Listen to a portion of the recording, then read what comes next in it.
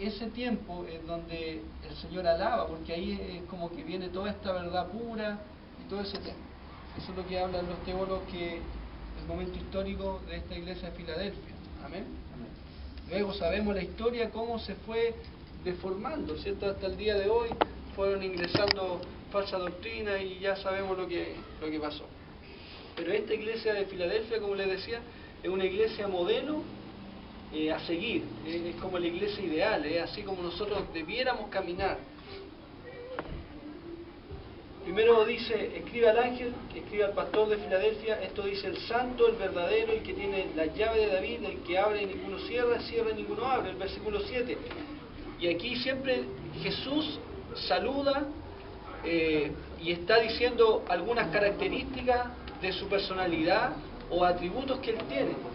Y esto lo hace, no vamos a ahondar en esos atributos porque los conocemos y no es el tema de hoy, pero lo hace como diciendo, el que está hablando soy yo, es como ponerle la firma, ¿cierto? Cuando uno dice, no sé, yo soy contador, yo soy aquí, yo soy, no sé, el que vive en tal parte, entonces Jesús dice, yo soy el santo, el verdadero, el que tiene la llave de David, y yo estoy hablando.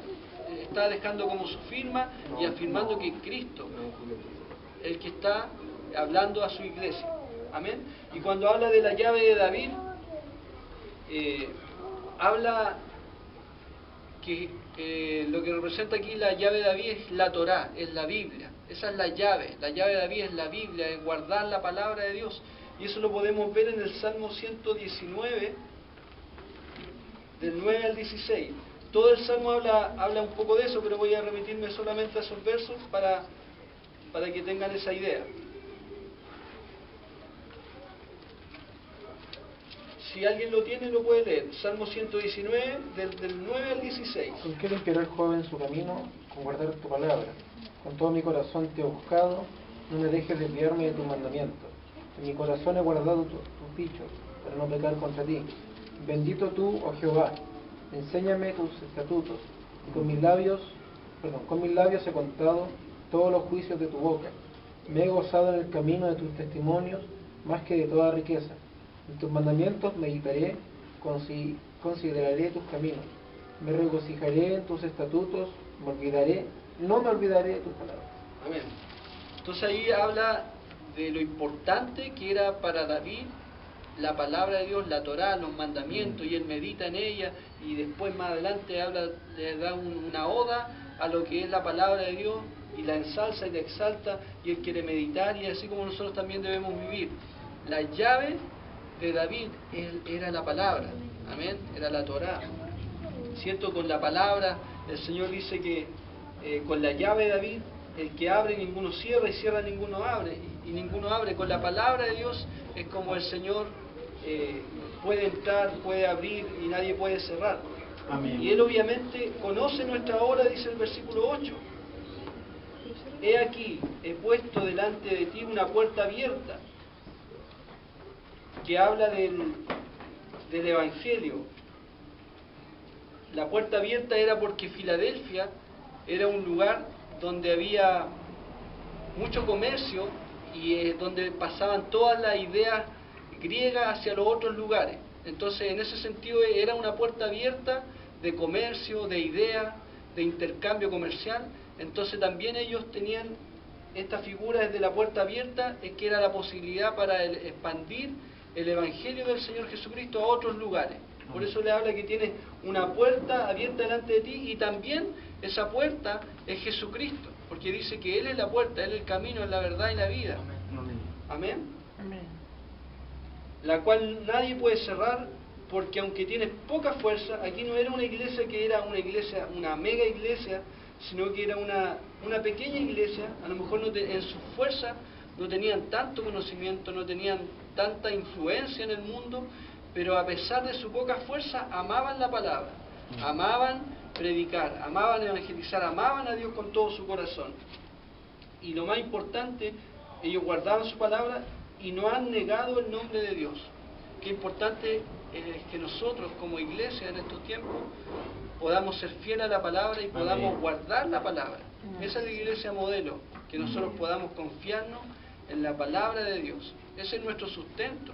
Martín Lutero decía que la única autoridad y la máxima autoridad era la palabra de Dios, porque la Iglesia Católica en esos tiempos decía otras cosas, y a pesar de que era la iglesia madre o la iglesia reina de ese lugar, que era ley lo que ellos decían, y Martín Lutero y junto a otros hombres de Dios se pararon ahí enfrente y dijeron: no, la única autoridad es la Biblia, regresemos a la Biblia, y ese es el mensaje de Dios siempre: vayamos a la Biblia, no pensamiento de hombre, sino que la Biblia es la que tiene la razón. Amén.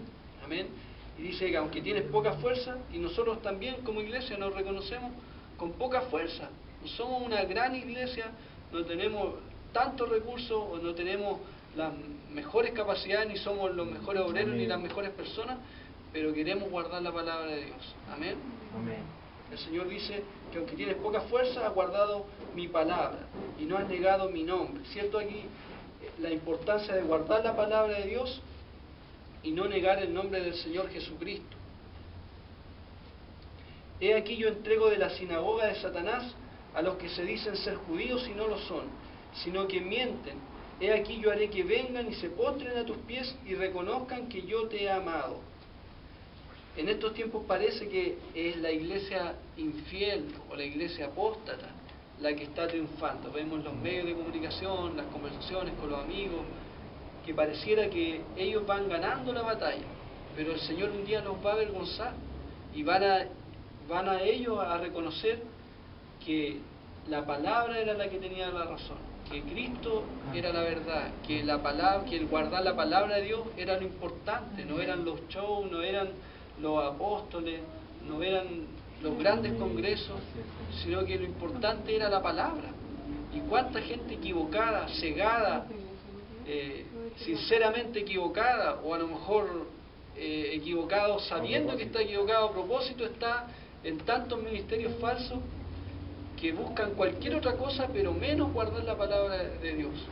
Pero aquí deja muy claro que la iglesia, que es la iglesia modelo, a la cual el Señor no le reprocha nada, ellos tenían una característica: a lo mejor no tenían la mejor estructura, no tenían a los mejores predicadores, no tenían a los mejores cantantes, no tenían grande dineral, pero aunque tenían poca fuerza, poca influencia, a lo mejor no eran nada así para el resto del jet set evangélico, no era nadie, pero ellos guardaban la palabra y no negaban a Cristo. A lo mejor los trataban de fariseos, los trataban de religiosos, porque ahora los fariseos son los que buscan la santidad. Entonces los trataban de locos, los trataban de qué sé yo, alaraco, o te pusiste muy espiritual, pero ellos estaban en lo correcto, estaban buscando la palabra, y que el Señor nos halle buscando la palabra, o sea, no contaminándonos con lo que nos ofrece el mundo de disipar del Evangelio. He aquí yo, bueno, eso lo leo.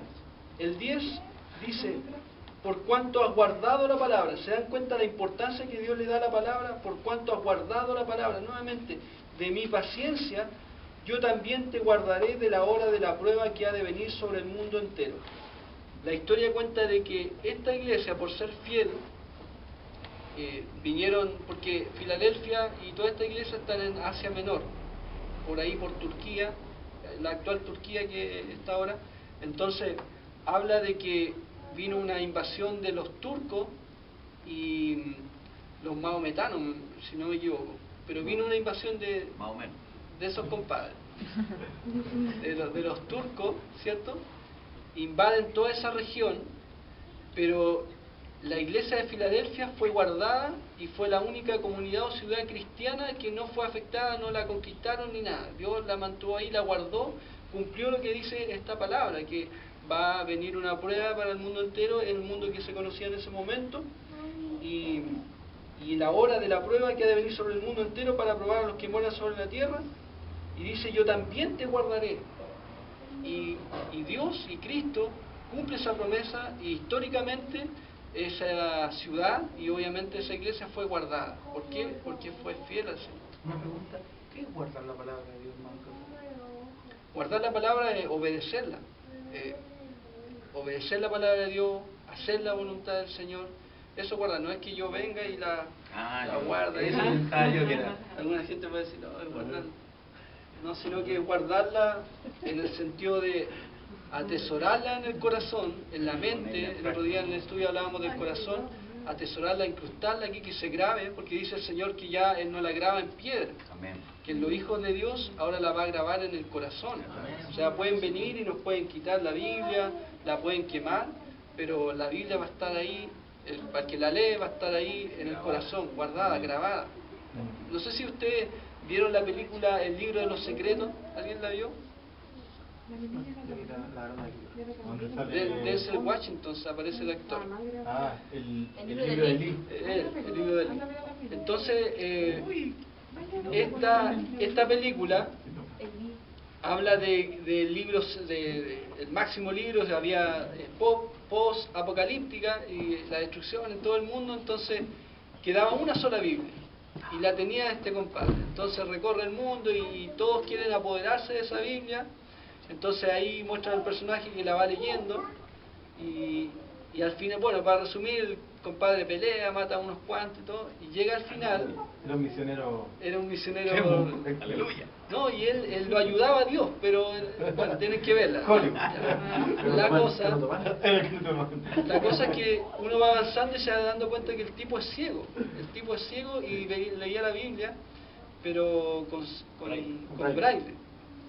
Ya, y después mostraron ahí, pero al final se la quitan y todo el tema, y después llega al lugar donde tenía que entregarle, que era como que estaban haciendo una mega biblioteca, porque te están recopilando todos los libros en el Apocalipsis, era supuestamente. Entonces llega este personaje y perdió la Biblia, se la quitaron. Y el que se la quita la abre y ve que era un libro blanco, o sea, nadie sabía leer braille ni nada. Entonces llega el señor y no te preocupes, eso no importa, no traigo la Biblia, pero dale nomás. Y se acuesta y empieza a dictarle la Biblia. ¿Sí?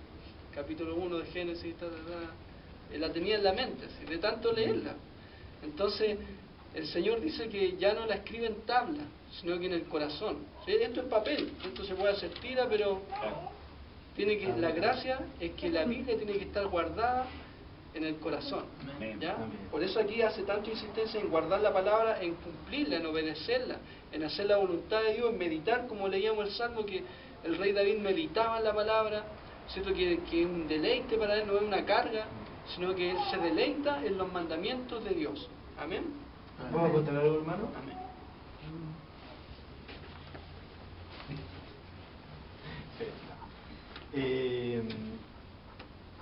Ayer el pastor, ¿cómo se llama el pastor que conocimos? Rodolfo me mandó una predicación, bueno, me mandó dos predicaciones, una de él y una de otro pastor. Y justo hablaba de la Biblia, de guardar la palabra, de Occidente. Y hablaba de qué poco nosotros como cristianos no sabemos la palabra. O sea, podemos saber un montón de cosas. No sé, yo pensaba, me sé un montón de cosas humanas, pero que poco me sé la Biblia, la palabra, el logos, que poco me lo sé. Entonces, después vi la predicación y me hacía algo sentido, pero después yo pensaba, decía, y me acordaba de la historia. Hoy día la Biblia es súper barata, de hecho hay Biblias que valen 2.700 pesos, así, 1.500, pero en un momento la Biblia era uno de los libros más caros. Por lo tanto, como era caro y estaba solamente abierto para la aristocracia, entonces los que no tenían Biblia, pero podían acceder a las bibliotecas de los ricos, memorizaban la escritura. Se la memorizaban. Lo mismo cuando Jesucristo entró al templo y abre el rollo, Jesucristo se sabía la palabra. No solamente porque era Dios, sino que porque también la había estudiado. ¿A dónde yo quiero llegar así? Hoy día, teniendo como toda la escritura por todos lados, en la tablet, en cualquier parte, no tenemos la palabra, o sea, no la manejamos, no la dominamos. Yo por lo menos creo que no manejo ni el 0,1% de la escritura. Y eso me avergüenza, así que objeteo mi carne, pero en este sentido lo estoy compartiendo. Y Dios que le da la importancia, o sea, hemos visto como en 3 o 4 versículos que ya va hablando de la palabra y la importancia de esta iglesia. Su fundamento no era la música, su fundamento no era nada más que la palabra de Dios, no eran rituales ni cosas raras, la palabra del Señor, porque la palabra es donde uno va aprendiendo quién es Dios y cómo obedecerle. Amén. Entonces, esta iglesia fue guardada, Dios fue fiel con la iglesia de Filadelfia, fue súper fiel, cumplió lo que Él le había prometido. Y también para nosotros en este tiempo y para la iglesia que obedece a Dios, la que guarda su palabra, la que lo ama, también el Señor nos va a guardar de la hora de la prueba que viene al mundo entero, porque sabemos que viene una gran tribulación, vienen dolores de parto, vienen tantas tragedias, y aquí lo importante es que, y quiero destacar que Él dice el Señor que los va a guardar. De repente el ser humano piensa que Dios te va como meter en una burbuja y te va a alejar. No, o sea, en medio del problema Dios te guarda. ¿Ya? O sea, puede venir, supongamos, un terremoto, una catástrofe, y vamos a ser todos afectados, pero Dios en medio de eso nos va a guardar de una manera milagrosa. No sé, por ejemplo, pienso en el incendio en Valparaíso, iglesias cristianas también se quemaron, hermanos también sufrieron, pero a lo mejor Dios va a proveer o es una prueba para ellos donde ellos van a estar gozosos, van a ver la mano de Dios en diferentes aspectos, pero Dios va a guardar a su pueblo. Entonces, así como en el diluvio, cuando Dios provee un arca, ¿cierto? Pero el arca va flotando en medio del diluvio, pero es que Dios no se lo lleva para el cielo o para otro lugar, sino que ahí en medio de la tormenta, la dificultad, Dios nos va a guardar. Entonces, la iglesia, una postura con la que yo me identifico, puede pasar la tribulación, pero Dios nos va a guardar de una u otra manera, porque la Biblia lo que promete es que nos va, en una parte el apóstol Pablo dice que nos va a librar, ahí dice nos va a librar de la ira de Dios, porque la ira de Dios es para el mundo, para el que no cree. La prueba es para todos, porque ¿cómo vamos a ver quién es quién? Y de hecho ya Dios está probando la tierra, el mundo, de hecho con las falsas doctrinas que también habla un poco de esto, es una prueba para ver quién es quién, porque los falsos apóstoles van de alguna manera dividiendo quién es quién. Y si nos vamos a otros lugares, la persecución de los cristianos nunca se ha acabado. Amén. Siempre ha existido, lo que pasa es que nosotros nos tocó otra realidad, que nos persiguen de una forma a lo mejor más mental o más... Claro, más psicológica. Claro, pero eso no quiere decir que la persecución se ha acabado. Entonces, Dios nos va a librar, pero eso no significa que nos va a sacar, ¿entiendes? Pero Dios... Y no solo de la hora de la prueba de la gran tribulación, en nuestras propias tribulaciones, Correcto. Él nos guarda, porque también experimentamos momentos propios donde estamos atribulados, otras personas pueden atribular, o situaciones nos pueden atribular. Y es ahí donde el Señor también guarda a sus hijos. Y a veces el cristiano tiene el concepto de guardar a su manera. Por ejemplo, piensa que, porque ahí en la Biblia dice que somos atribulados, pero con un propósito, para nosotros poder consolar a otros. Entonces a veces las pruebas que pasamos son con un propósito mayor. Entonces todo lo que nosotros tenemos, las dificultades que pasamos como cristianos, siempre tienen un propósito mayor. Amén, tenemos que pensar en eso. Y Dios es soberano, o sea, Él va a hacer las cosas como Él quiere. Y sabemos que a los cristianos todas las cosas nos ayuden a bien. Las enfermedades, las dificultades, los problemas, todo. Si somos cristianos, tenemos que confiar que todas las cosas nos ayudan a bien. Amén. He aquí, dice, yo vengo pronto, retén lo que tienes para que ninguno tome tu corona. Amén, tenemos que retener lo que tenemos. Si tenemos poquito, tenemos que retenerlo. Amén. Para que ninguno pueda tomar nuestra corona, sino que Dios nos da un don, nos da una responsabilidad, nos da un amor, y eso tenemos que retenerlo. Amén. Al que venciere, yo lo haré columna en el templo de mi Dios. Hay una promesa para los que cumplen su palabra. Al que venciere, yo lo haré columna en el templo de mi Dios. Esto es un reconocimiento, una recompensa adicional a la salvación. La salvación sabemos que es gratuita. Dios la regala, la da, no tienes que hacer ninguna obra. Pero el esforzarte, ¿cierto? Y al que venciere, ahí es como lo que hablábamos el otro día en el estudio, de que Dios te da una promesa y te dice, esa tierra es tuya. Pero ahora aquí tenéis la arma y anda a conquistarla. Entonces, ahí se pone al que venciere, ¿cierto? dice, yo le haré columna en el templo de mi Dios y nunca más saldrá de allí. O sea, va a tener un premio enorme. Y escribiré sobre él el nombre de mi Dios. Qué reconocimiento más grande que Dios escriba su nombre. Y el nombre de la ciudad de mi Dios, la nueva Jerusalén, la cual desciende del cielo, porque el Apocalipsis habla de que esta ciudad santa va a descender a la tierra. Y mi nombre nuevo, o sea, va a escribir en símbolo de sellar, de decir, este es mío, es mi hijo, y un reconocimiento, lo va a hacer columna. Habla la Biblia de que Pablo, Pedro, Juan son columnas de Dios, cierto hombre, se refiere, no que usted lo van a poner ahí como en una columna física, ¿sí? Se habla de un sentido figurado del reconocimiento que le va a dar a los que se esfuerzan, a los que vencen, ¿cierto? A los que guardan su palabra. Amén. Entonces, el llamado es mirar a esta iglesia y decir, Dios, yo quiero ser como ellos, o sea, como Dios, obviamente, como Cristo, pero quiero guardar tu palabra, quiero meditar en tu palabra, y quiero no solamente ser oidor, sino que hacedor. Si tenemos a Cristo, lo vamos a lograr. Si tenemos la ayuda del Espíritu Santo, lo vamos a lograr. Amén. Amén. Me acordaba de un dicho que dice, nadie sabe para quién trabaja. Lo ocupamos de repente cuando uno hace algo y de repente viene alguien y lo ocupa. Nadie sabe para quién trabaja, pero los hijos de Dios sí sabemos para quién trabajamos.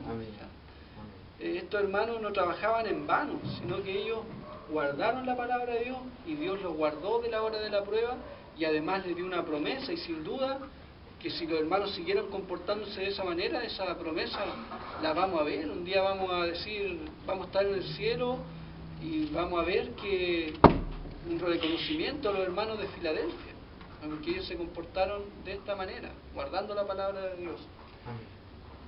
Pero en total contraste tenemos a la iglesia de la Odisea. La iglesia de Filadelfia es la iglesia fiel, la iglesia que guarda su palabra, ese remanente fiel que ama a Dios. En estos tiempos, esa iglesia, que son cada uno de nosotros en la iglesia, puede estar en distintas iglesias, ¿ya? Y todos juntos en la iglesia de Filadelfia. Eso es lo que quiero decirle. ¿Como en distintas congregaciones? Claro. No es una denominación, En lo espiritual, ¿me entiende? La iglesia espiritual, la iglesia verdadera. Amén. Dios va, cuando venga Él por su Hijo, no va a mirar los letreros, sino que va a mirar, como decíamos el otro día, el corazón del hombre, el corazón de la mujer. Porque a lo mejor aquí hay personas en la iglesia que tienen grandes reconocimientos, pero quién sabe si cuando llegue la hora del juicio de Dios, esas personas podrán tener el mismo reconocimiento. Quizás los primeros, ahí dice el Señor, los primeros serán los últimos y los últimos serán los primeros. Claro. Amén. Entonces, en contraste tenemos esta iglesia de la Odisea, que es una iglesia que es totalmente contraria y totalmente apóstata y totalmente lejos de la verdad de Dios. Esta iglesia de la Odisea, el nombre viene en honor a la esposa de Antíoco II, que esto era del Imperio Romano, y era famosa por sus tejidos de lana de cabras. Hablando un poco de la historia de esta ciudad de la Odisea, también era conocida porque tenía un centro médico y tenía un polvo mágico frigio para curar los ojos, ¿cierto? Para la oftalmia, que eso es lo que ve el tema de los ojos, y era conocida por ese centro médico, y muchas personas iban ahí para curarse sus ojos con este polvo mágico frigio se llamaba. Y era la ciudad más rica de la zona de Frigia. Habitaban en ella muchos judíos, y en el año, para que ustedes puedan después ir viendo lo que vamos a leer, en el año 60 después de Cristo ocurrió un terremoto en esa ciudad, en la Odisea, y destruyó toda la ciudad. Pero ellos eran tan soberbios y eran tan prósperos, tan ricos, que la ciudad de Roma les iba a ayudar, y ellos rechazaron esa ayuda diciendo, no, somos prósperos y nosotros vamos a parar esta ciudad. ¿Sí? Es como cuando en Valparaíso el gobierno les dice, no vengan más, y no necesitamos más ayuda, y botan cierto la ropa, botaron la leche y todos los alimentos, no sé cuántas toneladas al basural, porque ellos no necesitaban más ayuda. una cosa así. En el año 60 ocurrió un terremoto, destruyó toda la ciudad, y la soberbia de esos reyes, de los que estaban ahí a cargo, dijo, no necesitamos ayuda, les dijo a Roma, nosotros solos vamos a parar esta ciudad. Qué soberbia más grande. Estaba leyendo, hermano, que incluso la mercadería o las cosas que donaban las instituciones o los mismos particulares, les ponían el sello del gobierno. Aquí hay un gobierno soberbio. Esta ciudad estaba en un importante cruce de caminos que llevaban a Éfeso, Mileto, Atalía y Pérgamo.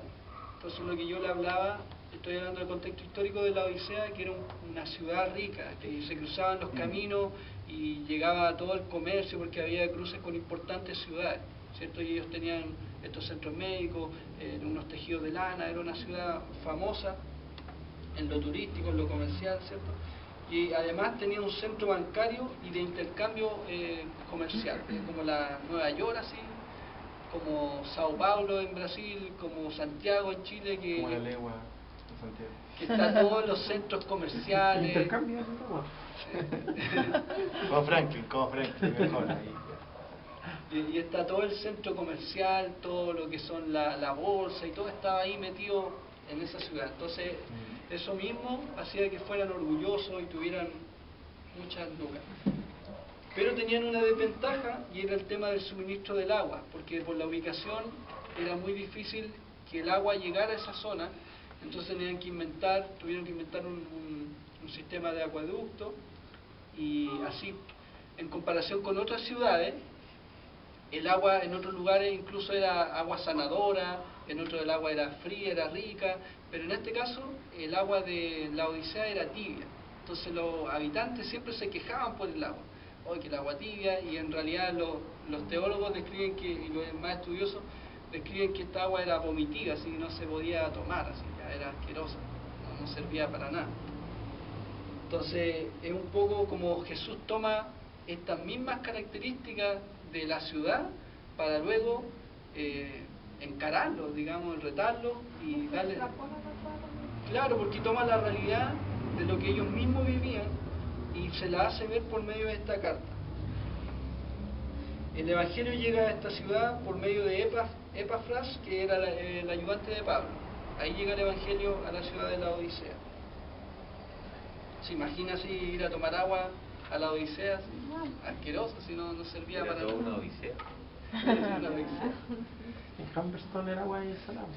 ¿Dónde, perdón? Humberstone. Yes. Humberstone. ¿De dónde es eso? ¿Vive en Hamster? En Iquique. Las ex. Abrí una llave, Entiendo. eché una botella, tomé y salada.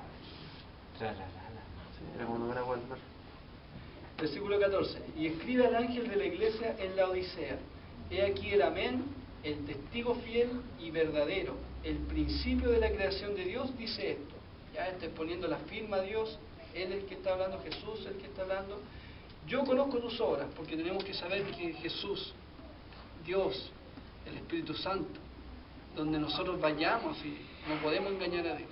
Amén. O sea, podemos, como el otro día hablábamos en el estudio del corazón, de que aquí para la foto, o podemos estar predicando, o podemos estar hablando como cristianos, podemos estar reuniendo, pero Dios conoce el corazón. O sea, cuál es la intención, cuál es la motivación.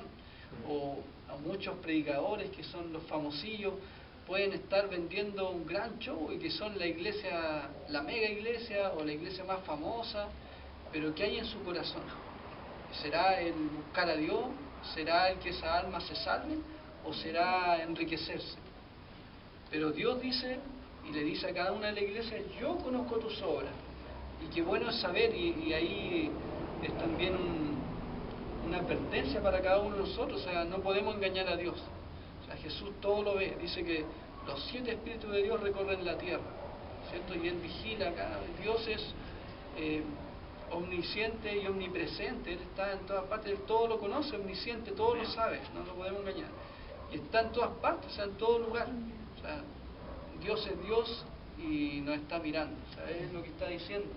Yo conozco tus obras, que ni eres frío ni caliente. Ahí toma esta realidad de ellos, sino que eres, dice que eres Tipo. Ojalá fuese frío o caliente, o sea, o de un lado o de otro lado. Ellos siempre andaban ahí como el cristiano con una patita dentro de la iglesia y una patita en el mundo. Pero el Señor dice que la amistad con el mundo te convierte en enemigo de Dios.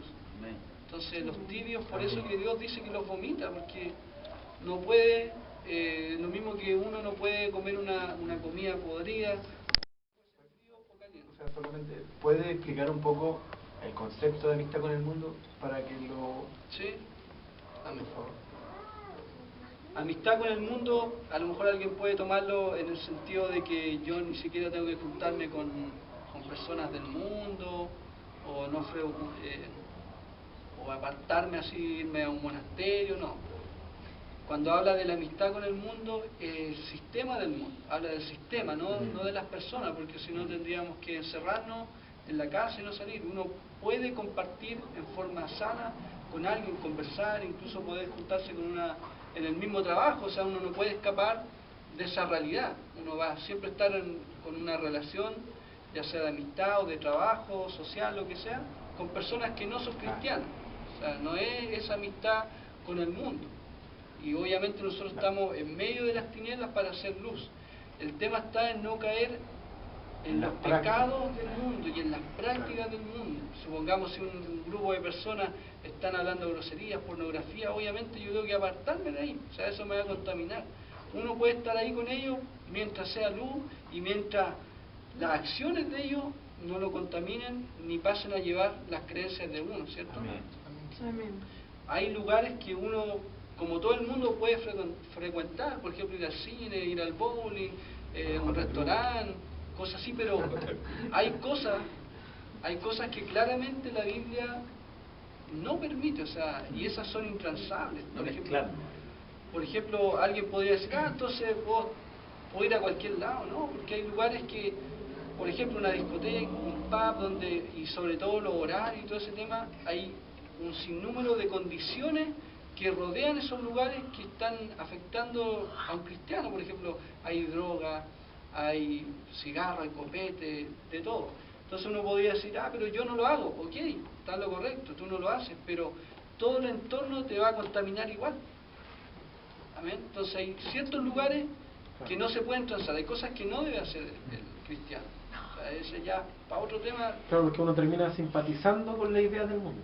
Claro, o sea, y de hecho, ¿por qué les digo esto? Porque Jesús compartía con borrachos, con todo. Uno puede compartir con todo, pero Jesús tenía un propósito. O sea, él no estaba así como tirando la talla o relajándose, sino que él iba a evangelizar a esa gente. O sea, Recuerdo una vez un amigo que llegó al cumpleaños de un vecino, y a la mitad de la fiesta el loco pide que pare la música y se puso a predicarle a todos. Están todos medio guasqueados, sí, pero el loco igual fue, por lo menos tiró la semilla. Y valiente también, porque sabía que él no iba a carretear, pues iba A predicar. a ser diferente. claro. Se aprovechó esa instancia y claro, paqueó la fiesta. Pero Después todo digo, sí. Después todos se pusieron a llorar. Llorando, están todos curados, Pero la pero fiesta. nadie sabe si eso dio fruto en algún momento. Claro, pero la hizo. La hizo.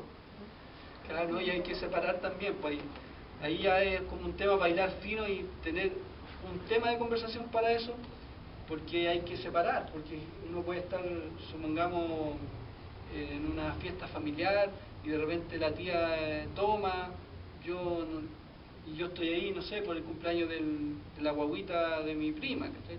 Pero yo no es mi culpa que mi tía esté tomando, ¿cachai? Entonces hay situación y situación. Ahora si yo me quedo así toda la noche madrugando, el otro día falto a la iglesia. Está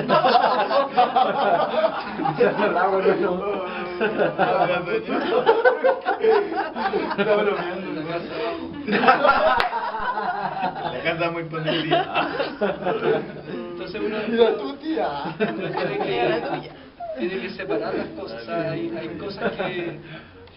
cosas que uno no puede hacer. O sea, por ejemplo, una discoteca no son lugares que no le pertenecen a los cristianos. Que todo me ilícito, pero no todo me conviene. Claro. Aparte es difícil no caer en ese sistema si estáis con ellos. Sí. Es bien sabio ese dicho que dice, dime con quién andas y te diré quién eres. ¿Ah, sí? Sí. Nosotros teníamos un amigo que quería ir a predicar a los toques. Dice, porque si ahí están las perdidas, hay que ir a predicar. No, y es que creía de Pero él de verdad no era broma, si él quería ir a predicar a los toples, para ir a compartir a la conocer al enemigo. ¿no? Claro, ahí nos vamos para el otro lado. O sea, Sí. ya Extremo. es una- Es otro extremo. Hay que predicar de la puerta para afuera. ¿no? Ahora Hay que entrar. incluso, Los guardias. incluso A los que ya salieron, Claro. predicarle. incluso si uno se va a hilar más fino, la Biblia condena si uno se junta con un cristiano, o sea, con uno que se dice ser cristiano Y no lo es. y se comporta como un no cristiano, supongamos un hermano, entre comillas, que viene a la iglesia, y si yo sé que esa persona fuma, toma, está involucrado en pornografía, pero él no quiere salir y yo me junto con él, eso Dios lo condena. O sea, es peor que uno se junte con una persona del mundo que haga lo mismo. Que no le digas ni bienvenido. Claro, o sea, apártate de él, o sea, ni te juntes con él. Cantares Dios ¿Con un Sonte. pibe? Dile chusma, chusma. ¿Con un pibe? Con un tibio, o sea, como con uno de la iglesia de la Odisea, uno de Filadelfia no se mueve. Más que tibio. Y ahí es súper tajante, digo, o sea, uno no puede tener comunión. O sea, si yo sé que un pastor, una persona que es falso profeta y no quiere salir de ahí, y yo le he predicado o le han dicho, Increíble, porque también está considerado como a esas personas se les considera como débiles también. Entonces, no, si eres débil, ya 20 años en la iglesia, eres débil. Entonces, Débil por opción. ¿Es débil en inglés? Ah, bueno. Débil por opción. Ah, claro. Como que le entonces, cuesta. Sí, le cuesta. Entonces, Como claro, corre la clase. y a los pastores comúnmente hay como, hermano, usted tiene que tener amor por esa persona porque él es débil. O sea, a ver, espérate, el loco es un carnal, él tiene por opción esa forma de vida. Entonces, cuando le conviene, va y pide ayuda, pero cuando no, Peca por deporte. Decía. ahí La- hay, la anterior. ahí hay un tema ahí que podríamos estar toda la noche conversando, pero yo sé que ustedes son maduros y saben qué cosas se pueden hacer, se deben hacer. No sé, Hermano, no, ahí pregúntale quién es maduro. volvemos a la Biblia, o sea, la Biblia es nuestro manual. O sea, de repente hay personas que preguntan cosas que es solo abrir la Biblia, o sea, ni siquiera es una Es una revelación, versión sí, tampoco. está ahí en la Biblia. ¿Ya? Entonces, eso. hay gente como que pregunta, bueno, para terminar la idea igual, era como preguntan para que tengan permiso, ¿no? Así como para calmar su conciencia, ¿no? Ahora preguntan a todo el mundo hasta que alguien les diga que sí, que tienen razón. Claro. Ahí, encontré. Ahí. Ahora, esta iglesia que habla de la Odisea, históricamente como esta iglesia era la que nació de la Reforma, ¿cierto? Se dice que la iglesia de la Odisea es la iglesia que estamos viviendo en estos tiempos, o sea, apostasía, que es como lo que más triunfa, que es lo que más se ve, esa es la iglesia de la Odisea, y es la que estamos ya, y ya estamos viviendo en medio de ese tiempo, o sea, y Y es eso una iglesia que no vive conforme a la palabra, eso es lo más increíble, porque no la conocen. y si Pero lo son vemos iglesias acá, súper prósperas. Sí, po. y si lo vemos acá, Sí, bueno. Numerosas. y la iglesia que Mucha está semejanza. a punto, así como a punto ya casi no son nada, así como que Dios ya está a punto, ya te voy a vomitar de mi boca, así como que le da la última Pura esperanza. idea humana, ¿no?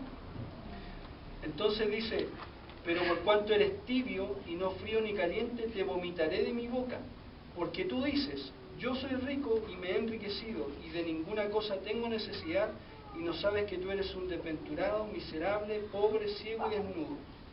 En primer lugar, como veíamos, esta ciudad de la Odisea, que era rica, así no tenía necesidad de nada, era soberbia, era autosuficiente, era materialista, y son las mismas condiciones que vemos en la sociedad de hoy día, y esta sociedad o este pensamiento humanista se ha metido en la iglesia.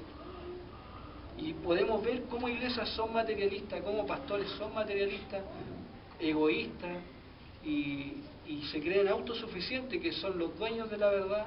Entonces esa es la misma condición en que está la iglesia de hoy en día, una iglesia totalmente apóstata que desconoce la verdad. Primero le decíamos en Filadelfia que Dios dice, te he puesto una puerta abierta, ¿cierto? Pero esta iglesia va a ver más adelante que tienen a Cristo afuera de la puerta. ¿Por qué? Porque desecharon la llave era la Biblia, la llave era la verdad. Pero ellos se fueron en sus fábulas, en sus pensamientos, y ellos dicen, y eso es lo que dice la iglesia, y uno lo puede ver reflejado en muchas iglesias, dice, yo soy rico. Vemos la iglesia de hoy día, hablo de la iglesia apóstata, pastores con los mejores ternos, pastores con los mejores templos, con las más bonitas estructuras, así como miles de gente así. Son mega iglesias, mega iglesias. Y me he enriquecido, en alusión de que en mi esfuerzo yo me he enriquecido. O sea, no es por Dios, sino que ya se olvidaron de Dios, sino que es por mi estrategia, es por mi marketing. Dice, y de ninguna cosa tengo necesidad. Como en Valparaíso, no me traigan más ayuda, si ya tenemos, el gobierno va a poner. Allá en la Odisea hubo el terremoto en el año 60, no me ayuden, yo soy tan próspero, yo me voy a ayudar.